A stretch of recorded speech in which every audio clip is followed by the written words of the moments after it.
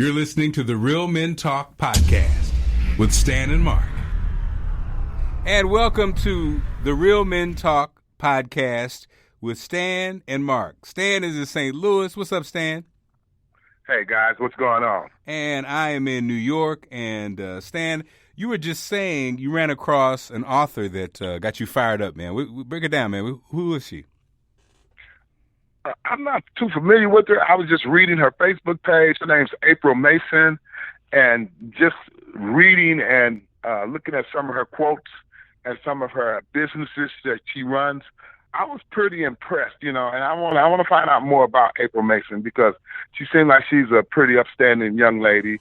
I think she's a mother of two, if I'm not mistaken. I know she has kids, and she's single and she's an entrepreneur. And I was looking at her Facebook page, and I was impressed by it, so I was going over some of her quotes, and pretty impressive and pretty inspiring, as you and I were discussing earlier before we got on the air. Her name's April Mason. Okay. I want to follow up and probably get a book or two of hers and see what's going on with her. But off the air, you told me one of the things that caught your eye, man. You said, what was it, working on yourself? Oh, yeah. We were talking about, you and I was talking about, how time is flying, and I said time waits on no one, and we wake up every day and with the hustle and bustle of the world, rushing off to somebody's job to punch their time clock, and we're giving our time, we're investing in them. And April had a quote on her page. It says, isn't it time that you invest in yourself? And that stood out, and I think I went to bed with that one last night. Isn't it time to invest in yourself? Well, I've been self-employed since 91, but it still stands out because I see people around me every day getting up early to get to work, to punch somebody else's clock, to invest their time in someone else, to invest their time to make someone else rich. And what about us? And as I was saying, your life only consists of the time that we have to live here on the earth. I mean, when you run out of time, you run out of life, so it's time, as she was saying, isn't it time to invest in yourself? And that was pretty, it was pretty in your face. It was pretty thought provoking, and I appreciate reading that on her page because, hey, the time you spend 40, 50 hours working for someone else where you're underpaid, underappreciated, and overworked, you're spending 40 and 50 hours a week of your time doing that for someone else. You're spending your life for that person and not yourself. Isn't it time, as she said, as April said, isn't it time we invest in ourselves? And that's a good point to jump on and start this podcast with today. It definitely is, Stan. And I was thinking about that over our, having this conversation with you once a week reminds me of when we used to work out and we see each other, 3 or 4 times a week. And what it reminded me of, Stan, was how when you put something in your life that acts as a reminder, it becomes very powerful, I thought about, last week we talked about how you maintain your body and how at the end of the day, it was something that started when you were a young man and you maintained it and you were dedicated to it, up until now as you head towards 60. And then I thought about myself, Stan, and as you mentioned last week, you said I was one, we worked out together, we had good workouts together, and I enjoy working out. I enjoy fitness. I'm a fit enthusiast. But the difference was I wasn't consistently and haven't been consistent in working out and staying on top of my health and fitness. So the irony is that you know my mind. So my mind is that of a fit guy. I could have the same mindset that you have. The difference was the lack of discipline and focus to maintain that in my lifestyle. So now at 50 years old, I'm a fat guy and the world sees me as a fat guy, But inside, in my mind, I'm a fit guy. But the difference is, like you said, Stan, I did not stay the course consistently. And I think people, as much as we, like you say, work for other people and we look on the outside at life, we don't look at ourselves or look at our life very intricately. I don't think we really spend a lot of time doing that. And usually it takes something to wake us up, or it takes living a long life to finally figure it out. But it is crazy, right? Like, we don't think about our body every day. We don't think about our career every day. But like you said, we punch somebody's clock every day. Exactly. Yeah. Piggybacking on what you just said, it's that foundation that you build it. Some people build a strong foundation because they're invested in it. Other people just start on a foundation, but they never complete it because they feel what they're built so far is good enough to take them where they want to go. You see, and something else. Another quote from April was this. It says, "No one is coming to save you. This life is yours, and it's 100% your responsibility." Your employer is not coming to save you. The people you invest most of your time in is not coming to save you. I remember someone said on a quote, I don't remember who it is, but I do believe in giving credit to those who credit is due. If I quote someone, it's not me, I want to be able to give their name. But I read a quote somewhere. It says, young people, while you're busy trying to find yourself and build a life, remember your parents are getting older. And that was powerful, and I made up my mind. That's why I called you and asked you about the tickets to the museum. I made up my mind that, I haven't been on a trip with my mom in over a year and a half. It's time that I fly her somewhere. So I want to fly her out there to D.C., and we go to the African American Museum. And because she needs more time with me, her oldest son. This is an investment, because as I get older, I'm going to need that same investment that I sold in my mom. We used to travel a lot all the time, but it's been a year and a half since I took her somewhere. And that time I invested in my mom is going to be a seed that I'm sowing on good ground. So therefore, that harvest will come back to me later in life by maybe someone sowing that time with me as I get older. So when we talk about foundations being built, you got to build your foundation in a sure manner, and you can't stop building on it until you know that it is sure. The difference between you and I was, I think you would have continued it if you hadn't left for D.C., left for Baltimore, but that was a great decision. You'll never regret that decision, getting out of St. Louis to go there. But your focus kind of shift. And I think maybe, correct me if I'm wrong, maybe what the foundation that you started building here was good enough to carry you over to where you were going at that time, because your focus shifted to a new career, a new city, new life, new wife, and all that there. Me, my focus stayed the same. Fitness trainer, working for myself, fitness trainer. That's all I had going for me in 99. I was a fitness trainer. I was working for myself. That was my focus. So that entail kept me hyped and getting up every morning, to train individuals, to make them better. But at the same time, I was investing in them too, because when I see their results, that reassured me that I am as good as I thought I was. And Stan, that's a great point. And I think what I realize now, and I'm committed to this thing for the rest of my life. This is what it is, Stan. And I think people, from their careers to their physical, to how they look, I realize that I'm not the person that I want to be physically. And even when I look at clothes, I'm not wearing the clothes that I want to wear because of my size or how I look. You know what I mean? So I'm dedicated to getting to that person, because the world really doesn't know what Mark Clark really wants to look like.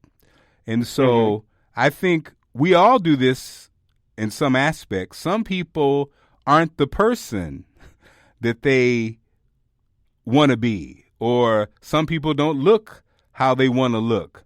And I'm not talking about cosmetic surgery. I'm just saying, usually it's fitness. It's from a size standpoint, or from controlling your diet, or from not consistently working out. So that's what I'm on at 50 is I want to get to, when I step out of the house, I have on that outfit that I want to have on, and I look how I want to look. I remember I saw Joe perform a couple years ago, and man, Stan, when he came out in that white dinner jacket, man, I was like, now I could buy a white dinner jacket, but I don't want to look. I didn't want to be a 300-pound guy in a white dinner jacket. In a white dinner jacket, looking like a butler. Exactly. When I wear the white dinner jacket, I want to look like when Joe came out. When you said, I understand. Man, he is killing that white dinner jacket, player. Yeah. Hey, you know what? And to speak about that, you're right. You don't a lot of times wear the stuff that you really desire to wear because it's not cut right for your physique, your size, and your height. Like right now, I used to dress fly and everything. Still do as I got older. But now that I'm losing weight, there's a lot of different looks that I wanna wear, and I can wear them. I've always been a 235-pound guy, just a bodybuilder. Shoulders broad as a door and stuff like that. They don't make stuff like that. That's fly. Everything's streamlined for the smaller guy. And I look at, like you said, you look at Joe, and he was killing that dinner jacket. I look at guys that's 189 pounds can go get their stuff tailor-made and everything and look sharp. And I like, wow, that's knocking. You know what I mean? So as I get older, I've lost a lot of weight. I've lost like 23 pounds of pure muscle. So I'm able to wear the things now. So recently, we had a benefit, and I went, and my niece and my sister and them was there, and they looked at me, they was like, don't you lose no more weight. You are too skinny. Because I had on the pants were cut thin, they were straight leg, they hadn't seen me, they had never seen me like that. They think I'm way too little, but I weigh 221 pounds. You know what I mean? But they think I'm too little because they never saw me like that, but I feel very comfortable in that there. I have to take on a different me, so I look at that, and, something else April Mason said. She said, the way you view yourself will be what you manifest in life. Mm. I have to reinvent myself as I get older. I want to reinvent myself, and not reinvent myself, rediscover myself is a better word for it. Because she said, April, wherever you are, I appreciate your Facebook. We're just going to pub you this whole program. We're just going to pub her, man, because I appreciate all the nuggets that's on her Facebook page, And I view people's Facebook pages often, and I get those little nuggets on there because those little nuggets on there are for a reason. You know what I mean? And a lot of times they get my attention, and it hits me right where I'm at for the moment. Like I said, no one's coming to rescue you, and she said, the way we view yourself will be what you manifest. And that is so true. So what I'm trying to do, I'm just trying to not rediscover myself, but, I'm trying to rediscover myself because I've always been there. It's just that part of me has just been lying dormant. But as you age, you get wiser. You know what I mean? Your focus change. Your priorities change, So that's to put an emphasis on how we feel about ourselves and everything. That's what my book is about. It's about men. Until you've been inside a man, you don't know what he wants. You don't even know if he cries at night. You don't know if he don't, And another quote is, when nothing comes easy, all nightmares are real. Until you've been inside a man, you don't know how he feels. And those are excerpts from Bob Seger's hit song years ago. I think that was probably 78, 77. Wow. by Bob Seger and the Silver Bullet Band. You know, the name of the song is "Blaming on the Moon," if Look I'm at not you. mistaken. And man, that's a great song. And as I get older, I think about those lyrics, and I'm like, wow, I cry when I'm in my car. I cry when I'm just riding or I'm alone. Why? Because life is heavy on men and women and children. It doesn't make a difference. Life is heavy, and no one knows you but your maker and you. I mean, you can be married to somebody for 30 years and still really, really not know that individual. You'll know their characteristics, you'll know their habits or what have you, because a person can turn around and do something and surprise you, and you'll say, I never thought they'd do nothing like that. That's because you really never knew the core of that person. Because a lot of our actions come out of the soul. Our soul cries out every day for relief of something. You know, so that was really powerful when she says, the way you view yourself will be what you manifest in life, and that is so true. So I watch how I view myself, you know what I mean, not others, because I used to be a very judgmental individual, you know, so I watch how I view myself, because if I see something wrong in an individual, first of all, I have to see, is that in me? I come back and say, is that me? Because what we see a lot of times reflect back to what we are. And we have a really judgmental spirit in us a lot of times. So an old mother in church told me, baby, when you look at somebody and you see something in them, it's looking right back at you. Make sure that ain't you. So that's how I judge myself. I'm my biggest critic, and I don't mind it. I love it. 10, 20 years ago, no, I wasn't having that. You know, I was Mr. Righteous. You know, but when I hold it, and I say that because 12 years ago I became a man, and I'm 57 years old. I was 40-something years old and still wasn't a man. I was just a male walking around in tennis shoes and breeches.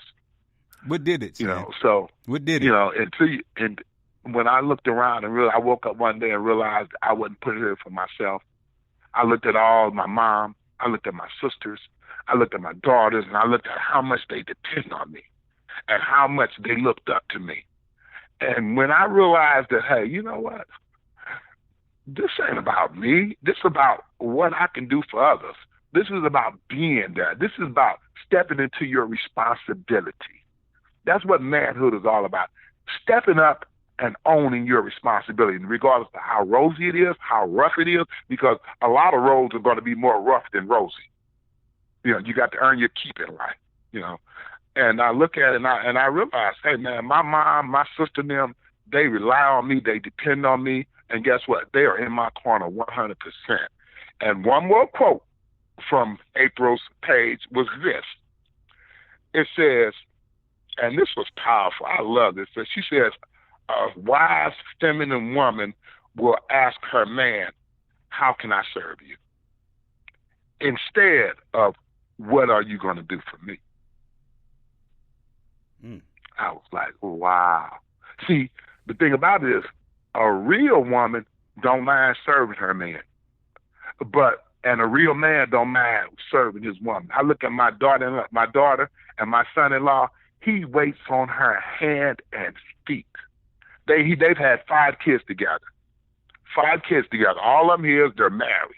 I am so proud of them. I wanted them to stop having kids after the 3rd one, but they kept going, and I was fussing every step of the way. Why are you having another kid? But I look at them now. He supports them. They're happily married. They've been married 4 years now. Yeah, about 4 years now. And guess what? He waits on her hand and feet, and I love it. I tell her, man, I love him like I said, man, you couldn't have married a better dude than Bill. And he's just 29 years old. He just turned 29 Sunday. And she's 26.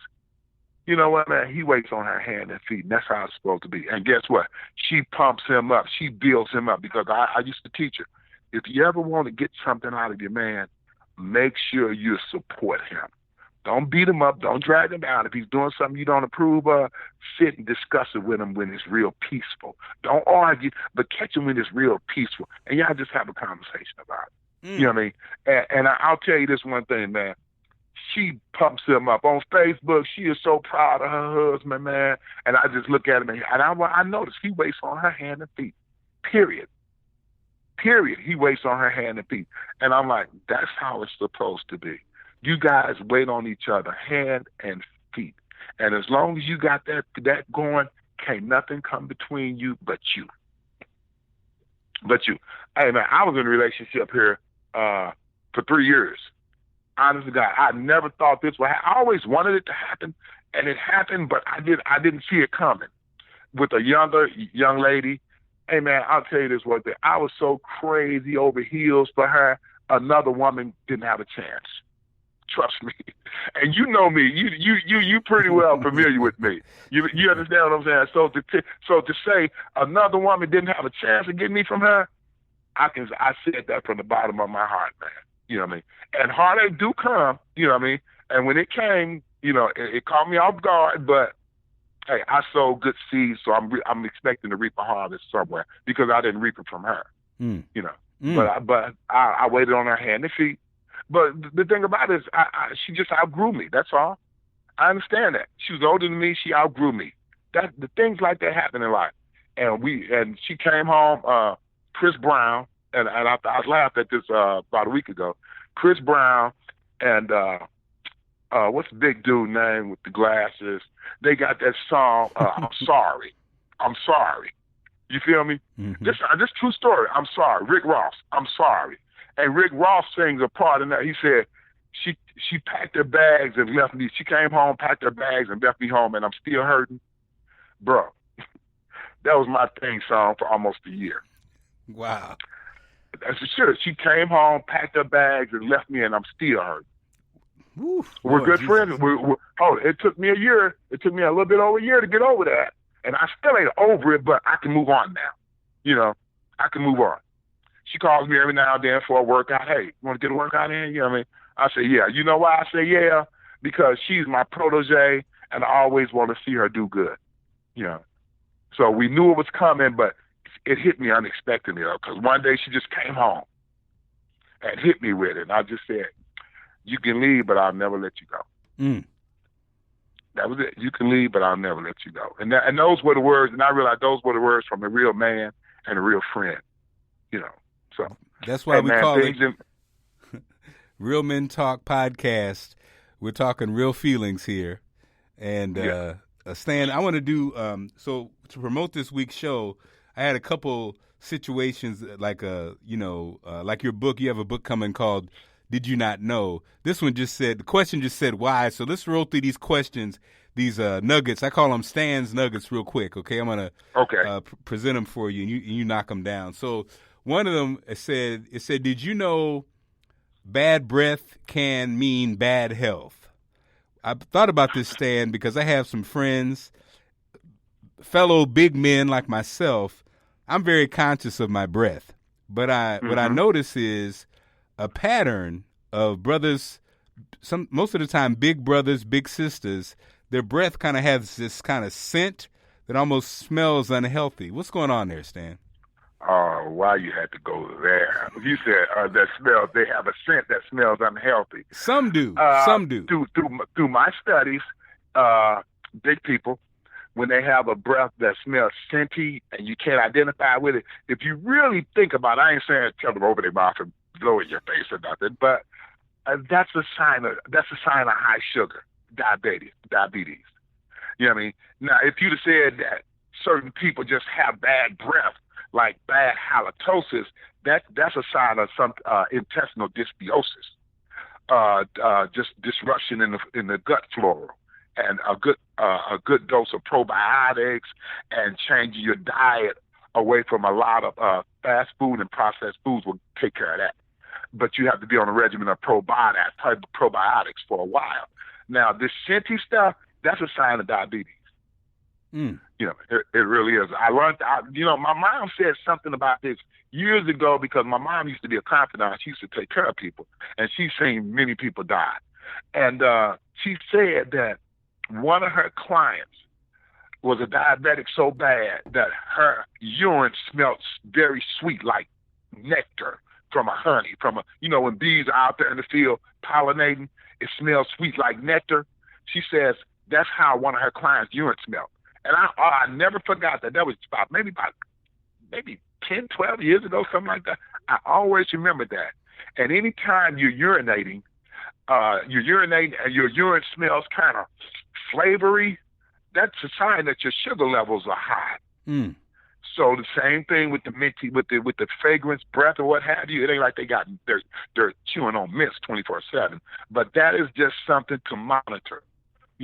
It's a sign that your sugar levels are high. And I guarantee you, if you smell like that, your A1Cs are high. Mm. And they take A1Cs back 90 to 120 days when they test you. So that's a sign. That's a sign there. Stan, I had to laugh. I was at this event, and I got into this discussion about flossing with a young lady, right? And, at the time, my wife is a flosser, has always been a flosser. I came late to the flossing game, right? So the young lady was saying if she meets a brother and he's not a flosser, then he has bad hygiene. And I said, well, I heard that from somewhere else too, man. I've heard that before. And I said, so we went back and forth about it because I said some people just never were flossers. They weren't introduced to it or whatever.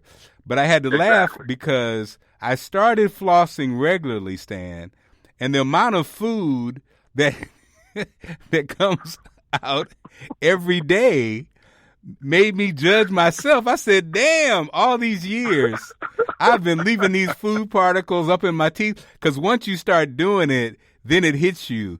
Okay, so I had to laugh because I definitely, Stan, I'm telling you, I'm 50 years old. For the first 45 years of my life, I did not floss, man. And now I am. Well, you know what, Johnny come lately. I'm glad you finally arrived, brother. I'm glad you finally arrived, man. The next nugget. Okay, the next nugget is why is corn bad for you? Because 100% of the corn that's in this country is a GMO, genetically modified organism. Okay. No way around it. Corn is very, very, very bad for you. Very bad for you. So, Stan, it's a GMO, and the first thing a GMO does is this: it disrupts your gut flora in your small intestinal tract. Mm. A good friend of mine, girlfriend, she's a doctor. She's an OBGYN, very prominent too. She's good too. She's really good. And she came to me and she was asking me a few questions about why she bloated, and she said, I'm even bloated when I'm not on my cycle or what have you. And she said so many things and started disrupting her stomach, making her a little sick. And I asked her about dairy and a couple other things, and she said, yeah, it seemed like when I drink a protein drink, well, most proteins got whey in it. She said, even when I drink a protein drink after working out, I get sick to my stomach. I said, I need you to go to one of your colleagues and have them check you for celiac disease. Celiac disease, you can't do gluten, and she's really getting intolerant of a lot of things. And I said, you do corn? She says, very little, but I did some corn when we were over in Mexico, and she said, I was sick for 2 days. I said, yeah, I'm thinking you're coming out with some type of celiac disease. But corn is a no-no. Corn, soy, those are no-nos. Corn is our number 2 cash crop. Cotton's number 1. Soybeans number 3. Yeah, they're GMO and cotton now, bro. You know that, did you? All you gotta do is Google it. Cotton is GMO. 80% of the cotton we wear is a GMO, genetically modified. Stan, what about at Whole Foods? I see seedless watermelons, and they say no GMO. Can that even be possible? Absolutely not. It's a hybrid. And most all your hybrids could be GMOs too. I'm not sure about that. I started to have this discussion with one of my clients a while back, and I had to surrender. I said, you know what? Let me do more study between GMOs and hybrids. because most of your hybrids don't. Their seeds are so small, look like they've been shrunk with a radar gun or something. But I was under the impression that if it doesn't have a seed, it's a GMO, because Genesis 1:29 in the Bible, God says, "Behold," it was just him and Adam. He says, "Behold, I, God, have given you every green tree and every plant that has a seed in it, and a seed in itself. I have given it to you for your meat." God put seed in everything. You know why? Because God likes things to reproduce so he can continue to get his glory. If you ain't got no seeds, you can't reproduce nothing. See, all of us as humans, we have a seed. Your daughters, those your seeds, bro. You know, my son, that's my seed. And he got a seed in him. You know, now some ignoramus will say, well, I can't have no kids. Does that mean I'm a GMO? You know, just throw that. Just know you're a clone. That's what you are. You're a clone, which is still a GMO, but we don't call clones GMOs though. But just to poke a little fun now though. No. My studies have led me to believe everything that doesn't have a seed is a GMO, brother. And I don't trust Whole Foods. I don't trust them at all. You know what I mean? That time I was up there with you, and we went to that Whole Foods over there in Baltimore. No, I think it was in one of the suburbs of D.C. Yeah. And I was just looking around, and we were talking to the people in there. And I was just looking around, and from that day, you started me to go into Whole Foods, matter of fact. And I have been leery of Whole Foods ever since. And I found a whole lot of things in there that are seedless. Yeah. You know, so... Yeah, you just got to pick and choose, because we can't get around GMO. They are here to stay. That's the day and age we live in. But you also can eat wisely. You know, your health is your responsibility. It's no one else's responsibility. It is yours. All right, Stan. Why is milk bad for you? Why is milk bad for you? Are we talking cow's milk? Cow's milk.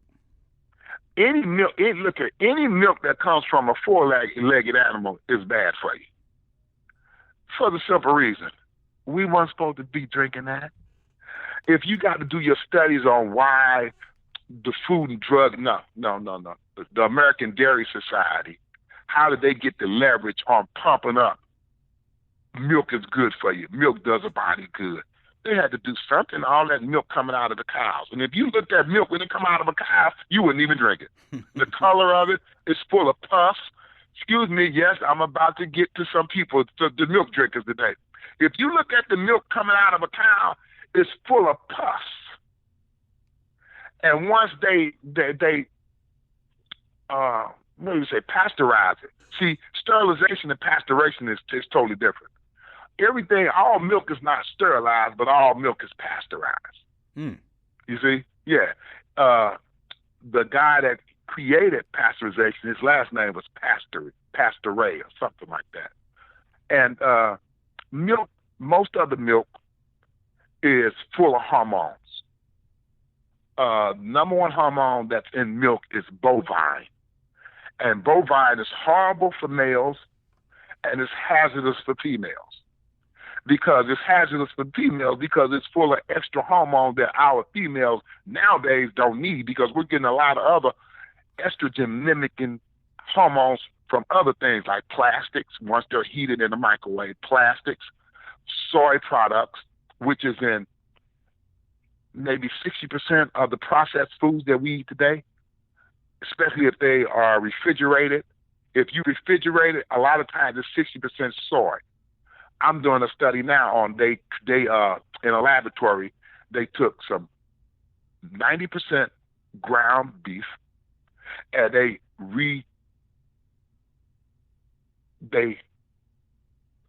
trying to think of the right word for it. They absolutely duplicated this ground beef in a laboratory. You couldn't tell the difference from the ground beef and the man-made, I want to call it meat. It's not meat.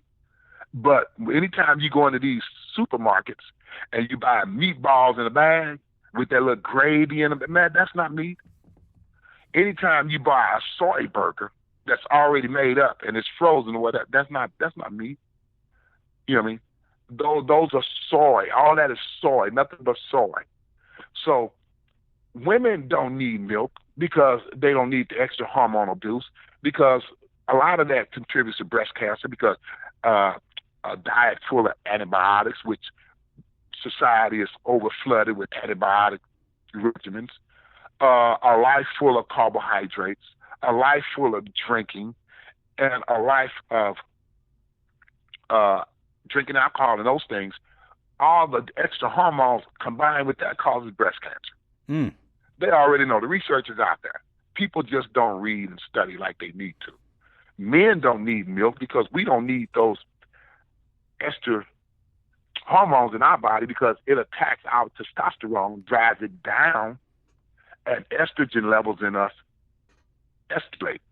So milk is very bad for you. Milk does not do a body good. The calcium in milk is not equivalent to the calcium you get in vegetables. Mm. If this country is the leading consumer of vitamin D products, why is this country the leading candidates for bone disease? Wow. The research is out there. It's out there, so milk does not do a body good. You know what makes strong bones? Vitamin D3, along with calcium and magnesium, and exercise. Because every time you put pressure on a bone, it gets stronger and stronger and stronger. That's why exercise, moving, makes you stronger. Not just your muscles, but your skeletal muscle system. The bones get stronger when you put pressure on them. You don't exercise, you get weak. Your bones get brittle. Mm. And finally, so Stan, exercise. I'm sorry. Go ahead. Exercise along with plenty vegetables and vitamin D3 and calcium, magnesium, makes your bones strong. Milk does not do a body good. It does not make your teeth stronger. That's propaganda that they pushed on us and we believed it. Why? Because it came through the television. Hmm. It programmed us. That's why televisions are so dangerous, because its goal is to program you into what their propaganda wants you to be conformed to. So milk does not do a body good. The last nugget for Uncle Stan. Why are most nuts bad for you? Well, let me back that up. Let me correct you. Not most nuts. No. Most nuts are good for you. The two nuts that are really bad for you are peanuts, number one. Peanuts. Peanuts are treated the same way they treat corn. I'm not saying peanuts are GMOs, but they store peanuts the same way they store corn. For instance, the peanut is one of the only nuts that grow under the soil. Now follow me on this one. I'm going to make it quick. Follow me on this. The peanut is one of the few nuts that grow under the soil. Up under that soil, it's dark, it's damp, it gets cool in the daytime. The soil gets cool in the daytime, and then, at nighttime, and then in the daytime, that soil gets warm because the sun hits it. That's a breeding ground inside that shell for fungus and mold. They're one of the same family. And we're finding out for the last maybe 5-10 years how dangerous mold is. A lot of people in the medical community are diagnosing cancer for fungal infections because they look identical and they feed off the same thing: high sugar content, high sugar intake. A lot of people don't have cancer, they have bad fungal infections. But fungus feeds and thrives off the same thing as cancer: sugar, carbohydrates. All of it turns into blood sugar once it gets into your body if it's a carbohydrate. So bag it up. That's a breeding ground for fungus inside that shell, because that shell is getting cool and damp and dark at night. And then the sun hits the ground and warms it up. That's a breeding ground for fungus. So what we do, we dig them up and we put them in these big grain silos. You see them out there. Those grain silos are metal. Same thing. They're dark on the inside. At night, though, that steel gets cool and it's dark and damp. In the daytime, the sun hits that thing, and it gets hot in there. A breeding ground for fungus. You feel me? That's the peanut. The same thing. Listen, now, the pistachio is different. It's on a bush, but it's stored the same way as the peanut in a grain silo full of fungus. It has two different fungal spores than the peanut does. The peanut has more fungal spores than the pistachio, but they are terribly horrible for you. A good mentor of mine, Doug Kaufman, he has a program called Know the Cause. He teaches you heavily about fungal infections. And a lot of times it's not cancer, it's fungus. Prostate cancer, a lot of times it's caused by fungal infections. Same thing. Breast cancer, a lot of times it's caused by fungal infections. Too much mold. And these peanuts and these things are not the only culprits. You know, like I said, a high intake of a lifestyle of carbohydrates, antibiotics, and alcohol. Alcohol is made with a high content of barley. Barley is highly fungal. You feel me? Carbohydrates, most of them are grains. A lot of our grains are impregnated with a fungal infection. I'm studying oats now. Make me want to pull back on my oatmeal now because the Quaker Oats is spraying it with this certain chemical that induces fungal infections. So what I tell people all the time, eating in this day and age is more dangerous than it's ever been since man has been on the planet. Man. Because, and I want to end with this one here, because we're getting so far away from eating from the earth. See, when you eat fruits and vegetables, that's staying closer to the earth. When you eat stuff that's in a box, in a bag, and been processed, anytime man touches something and take it out of its natural state, it becomes hazardous for your health. So I want to leave the audience with this here. The closer to the earth you eat, the healthier you're going to be. The further from the earth you eat, the closer to the graves you get. And with that, brother, I will end our broadcast with that one. All right, Stan, thanks so much. Every Wednesday we do it. Real Men Talk. Stan, how can they reach you? Do you even have you got an email? You know what? Yeah, my email address is Stan Leroy, F as in Frank, T as in Tom, @gmail.com. My phone number is 314-495-3108. I want to give one more shout out to April Mason. I never met her. I just ran across her on Facebook, and I really appreciate all the nuggets that we were able to quote from her today. Maybe they were quotes from other people, but I'm just going by what was on her Facebook page. And one more thing she said, and I want to inspire everybody to work on themselves with this one. She says, everyone is gifted, but not everyone is fearless enough to open their package. Love it. All right, brother. I will talk to you soon. That's Stan. I'm Mark, and this is Real Men Talk. You're listening to the Real Men Talk podcast with Stan and Mark.